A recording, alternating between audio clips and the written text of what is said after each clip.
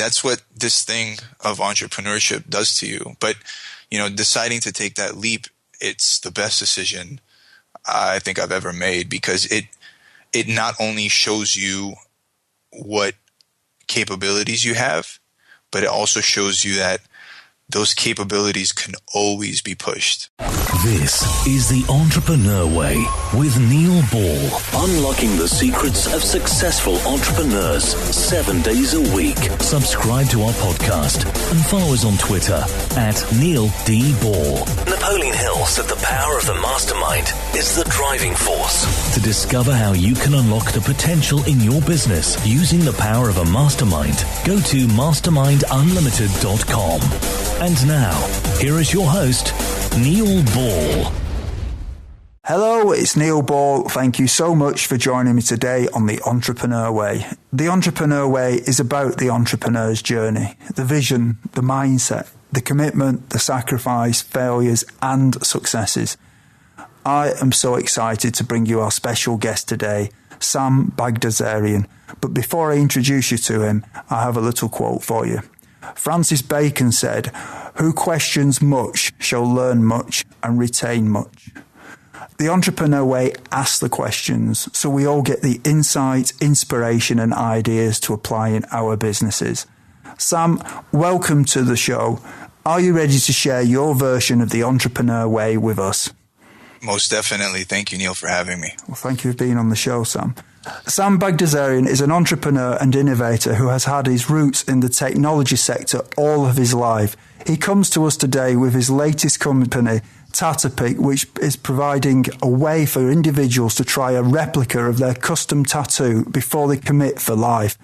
Sam, can you provide us with some insight into your business and personal life to allow us to get to know more about what you do and who you are? Absolutely. Thank you again, Neil.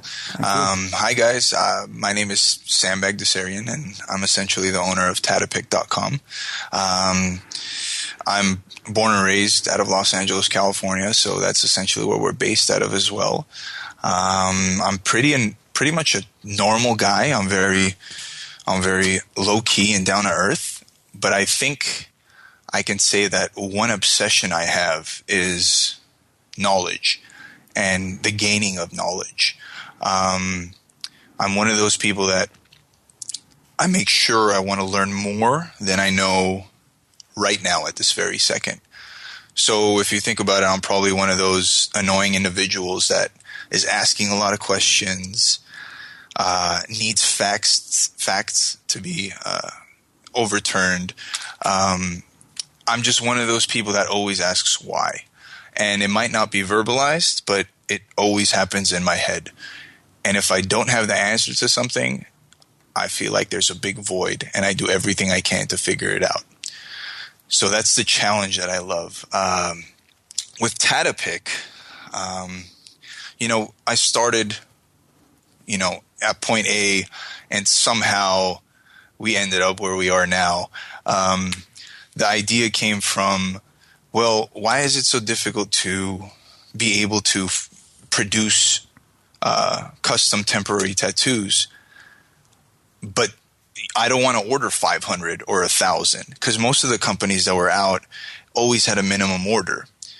And at the time, I didn't understand why. But as you dive a little deeper, you figure out, their production processes are what's hindering them. So we figured out a way that we could get around all that, and you could do it one by one.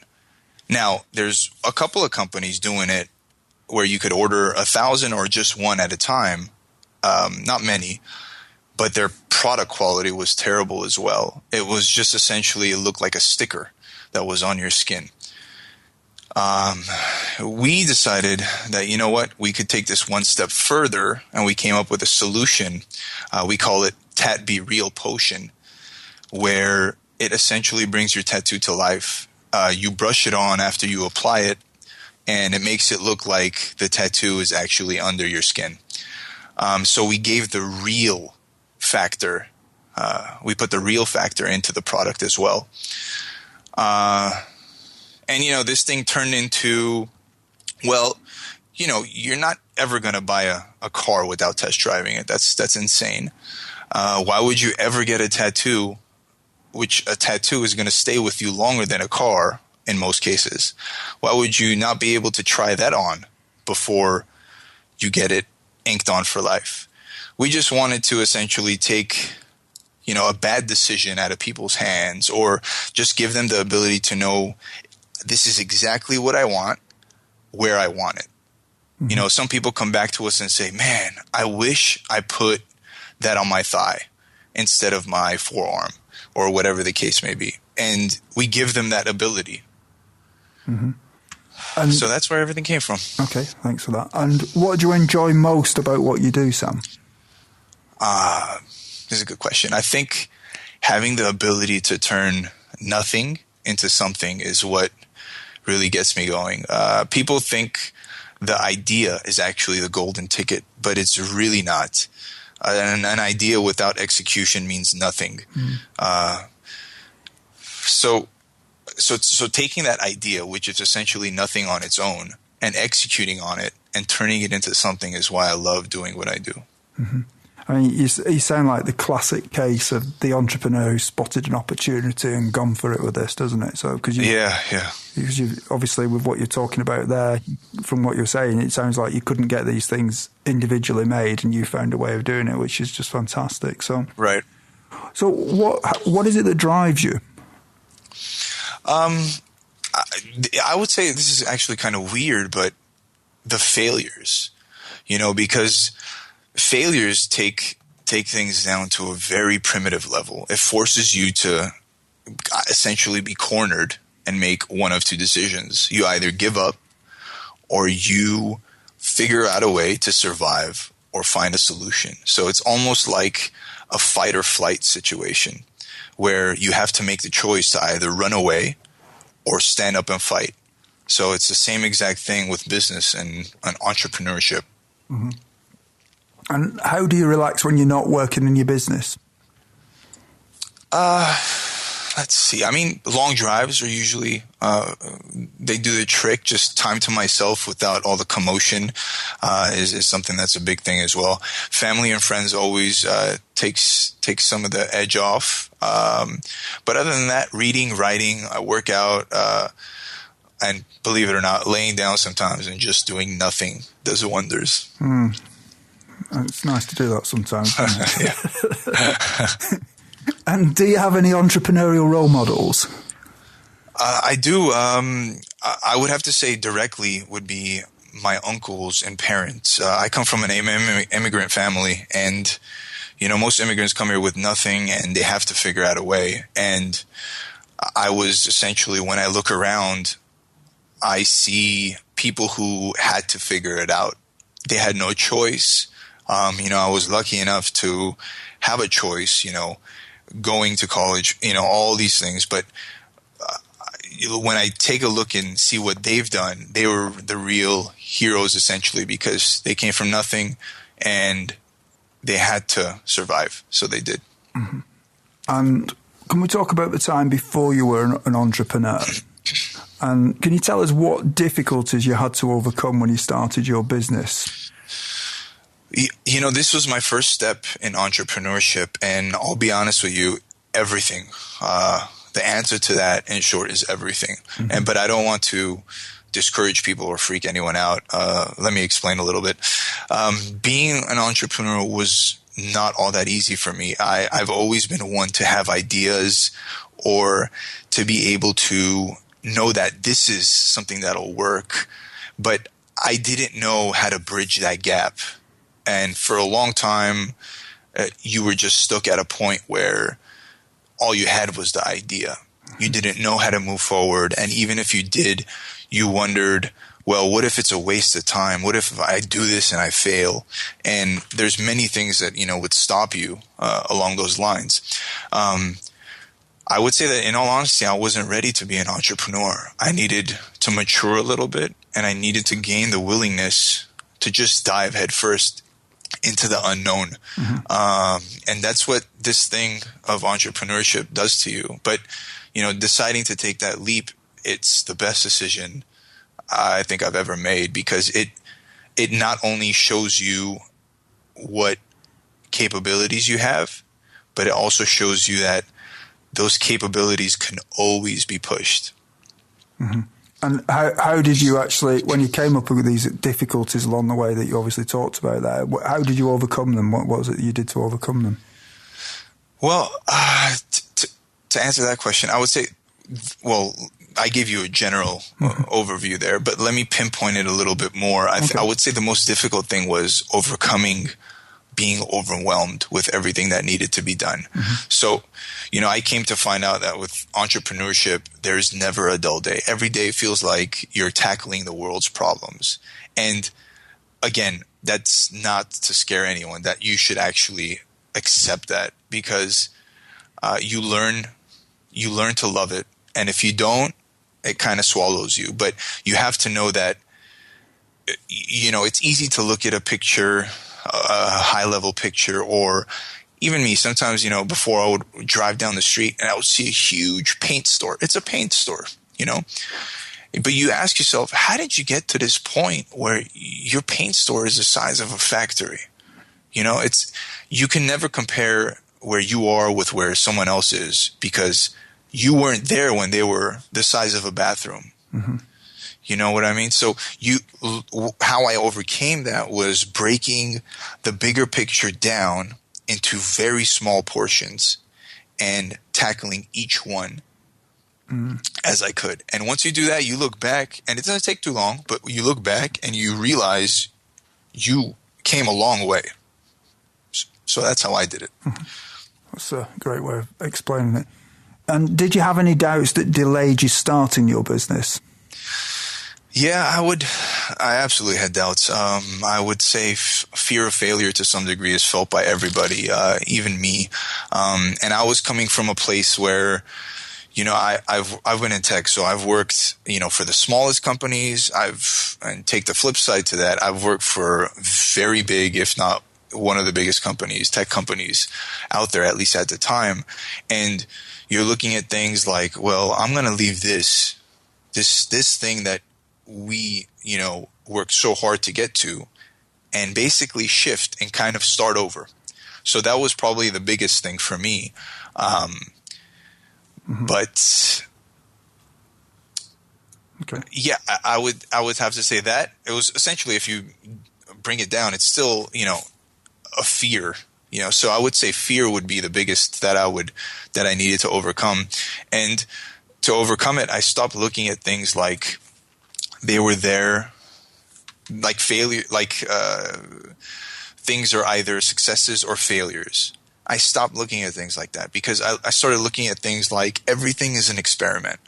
Whatever you do is just something to try.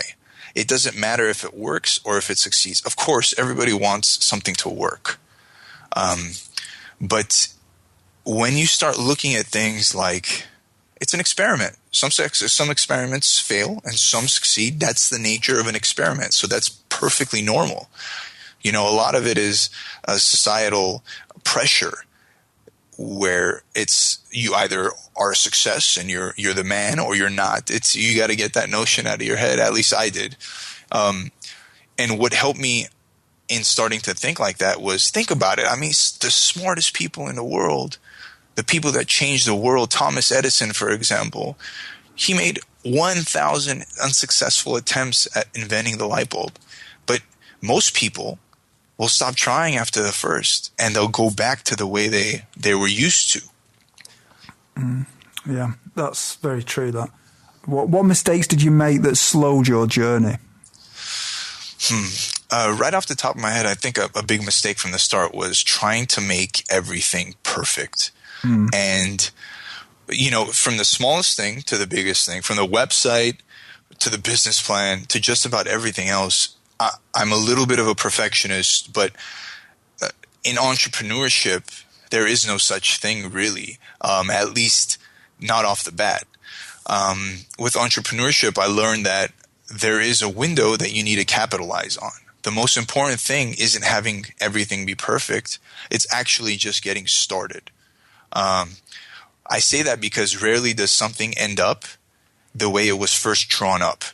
So the road to success is always a windy one, right? It's never a straight shot. So perfecting things will come day in and day out, and you handle it in small quantities and never all at once. So I made, many mistakes, and I surely will continue to make many more. But once you accept it and understand that it's part of the game, you live with them much easier. So you're supposed to fail and make mistakes because that is actually the essence of growing, Mm-hmm. And what are some of the things that you did before you started your business that would be helpful tips to some of the listeners who haven't yet taken the first step on the entrepreneur way? I would say, I'm not one of those that believes in business plans. These are things that they teach in school, and it's great. But my opinion is I'm not one for them. That doesn't mean you just close your eyes and, shoot at the dark. But essentially, you could spend all the time building a business plan and trying to plan for everything, but it becomes outdated pretty quickly because there's no absolute way you can plan for all the unexpected things that come towards you. Mm-hmm. So what I did was not spend so much time on the business plan. I actually started out doing, trying to make everything perfect, even with the business plan, trying to figure out every perspective, a solution to every problem, But you find that you just end up writing things down forever and you never start. Mm-hmm. So I would say have a very high level overview or idea of where you want to end up. That's definitely needed because you have to have some sort of vision or goal at the end of the journey. Everything in between the start point and end point is going to be gradually filled in by you anyway as you go. Especially when you start breaking things down into smaller pieces. Because if you don't, you'll just overlook everything and you'll be how I was at some point, being overwhelmed. Mm-hmm. And can we talk about your entrepreneurial journey a little bit, Sam? And do you think culture is important from the beginning in a business? I think so. But to answer the question, yes, I think so. I think, at least for me, mm-hmm. I definitely need open-mindedness and willingness to learn and grow. That has to be there. And I don't think many businesses will survive and thrive without it. That doesn't mean I also do accept conflict and different perspectives. So when people have some sort of, not argument, but have disagreements with, let's say, how something needs to be done, I love that because it brings out perspectives that others weren't aware of or didn't think of. But yes, I think it has a very important role in the company. Mm-hmm. I think there's a fine balance between Absolutely. Dictating the culture and encouraging people to actually contribute to the culture. Absolutely. Okay. And knowing what you know now, is there anything that if you'd known it when you started out would have helped you to shortcut the learning curve? Oh, yeah. I came from a tech background, and a lot of everything I'm used to is numbers and science and proving something is right or wrong. And I wasn't much of I didn't have a keen eye for what the customer would really want. We started at one point, and because of seeing, again, it has to do with analytics and looking at numbers, but you see where, the customer really ends up and what they're looking for. And a portion of that was a totally different thing. So, and that goes back to, just breaking things down, because things are going to shift, whether you like it or not, whether you notice it or not, things are going to shift, and you have to shift with it to be a company that's relevant, really. Okay. And how much does gut feeling influence your decisions in your business? This is a tough one to answer precisely since I'm such a numbers and logic guy. Mm-hmm. But I would say it has its place. Most of the time, it kind of, my job is easy because my gut looks at the numbers anyway, and if the numbers make sense, that really makes everything clear cut. But there are times, however, you just have to go with your gut, even though all the numbers are trying to push you away from it. So I would say that anytime that it's a toss-up between the two, the gut wins for sure. Mm-hmm. I think sometimes there's obviously occasions when there's no numbers to back it up as well, isn't Absolutely. there? So you've got no choice really but use your gut feeling. Life is made of constant change, whether we like it or not, and some would say the only constant in life is change. Sam, how do you try to keep up with change? This is a tough one, especially, the internet is a great place, but it also is, there's so much clutter out there because not only can everybody be perceived as an expert, but they could sell themselves as an expert. So there's so much going around. It's hard sometimes to sift through all the websites and knowledge that you have at your fingertips. But I would say there are two ways. I always try to learn, and that's never just from one source. So I might need validation from a few different sources on the same topic, on the same question, to know that, okay, this is the way to go. This is the right way to do things. And also, there's, you're never going to learn everything, but what helps you is surrounding yourself with people that are actually experts or knowledgeable in, the field you're trying to gain knowledge in. So that's definitely it's a shortcut there, and it helps tremendously. Okay. And what is your favorite book on entrepreneurialism, business, personal development, leadership, or motivation? And can you tell us why you have chosen it? I actually have a few. I don't have a favorite book. Okay. And to be honest with you, I read so much, I forget what is so special about what book, but I do remember at least which books are worth reading again. Yeah. So I could say the Entrepreneurial Instinct is one. Managing Oneself is another. It's a very quick read. It's a very small book, but it's good to go through real quick. Good to Great is another. Built to Last is yet another. And Mindset is one of my favorite ones. You guys should, if you haven't already, you guys should take a look at them. Okay, some good books there. I know I've read one or two of those. So, everyone, when you have a busy life, listening to audiobooks is a great way to expand your knowledge in the time when you may be doing other things, such as driving or when you are at the gym. We have a special offer for you of a free audiobook of your choosing. To choose your free audiobook, go to www.freeaudiobookoffer.com. As long as you've not already signed up, then you will qualify. Sam, we're now going to speculate about the future a little bit. So what skill, if you were excellent at it, would help you the most to double your business? I would say being an expert product person or an expert marketer. That would really, really help out. Okay. And how do you think that would help? Well, again, going back to the point of knowing, if you know what the customer wants, if I had the eye for that, at the time at least, it would have cut things down. It would have made my path a lot shorter. So that's how. And, if you know the customer, you know how to market. So.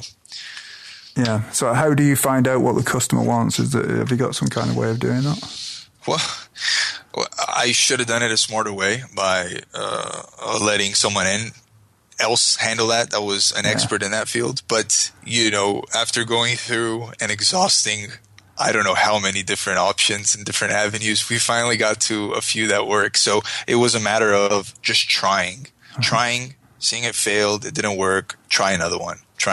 So. Okay. In 5 years from now, if a well-known business publication was publishing an article on your business after talking to your customers and suppliers, what would you like it to say? I think I wanted to say that this company, tattapic, is offering a way for people to really make a sound decision about, getting tattoos. Because all too often I hear too many people regretting their decisions and then having to either spend more money and get it removed or cover it up so I just want this company to help people with the heartache that it might cause. Okay. Thank you for that.